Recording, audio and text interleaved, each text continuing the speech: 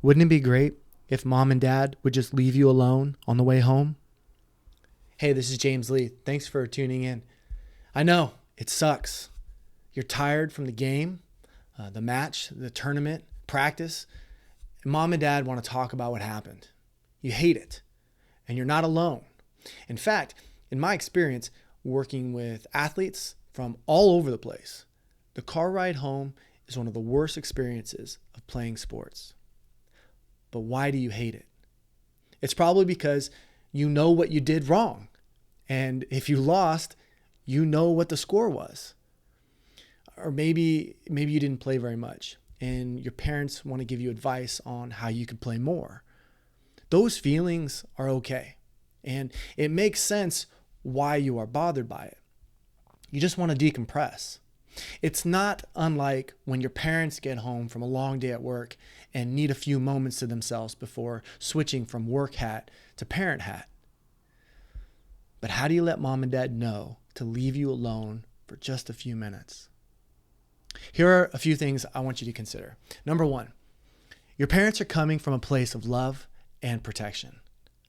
And it may not feel like it in the moment, but they're doing the best that they can, that they know how to set you up for success. And maybe they have a style of communication that you don't like because it's too aggressive or they sound like they're judging you. Remember, you're in the car because they're picking you up from a sporting event. They're taking the time out of their day to support you as they should, and they want you to have the best experience.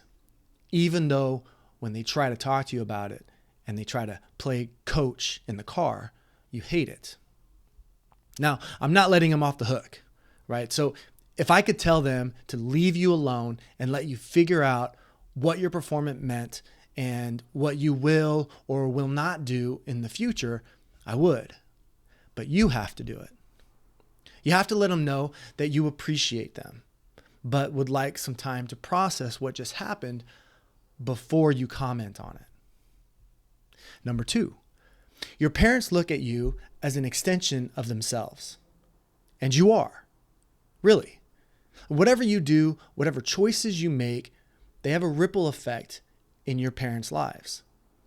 If you get sick and you have to miss school or you get in trouble, that throws everything into chaos. And yet they still somehow manage because they love you. The sacrifices that your parents have made for you, you won't understand those for another 15 or 20 years. But I'm telling you, it's a lot. You have no idea. Number three, it's your parents' job to teach you about life. And they sometimes forget that you spent all day at school, then at practice or a game, learning about life. See, they want to be part of that process. Again, because they love you, because they're interested in you. So how do you talk to them about the car ride home? Don't do it on the car ride home. That is not the best time to do it because they'll most likely get upset. You know, like emotions are hot. They were just in the stands yelling and cheering for you and the team and you're tired. So don't do it for the first time on the way home. Just take a deep breath, answer their questions the best that you can, and then talk to them later that night. Say something like this: Mom, Dad, I appreciate all you do for me to be able to play sports.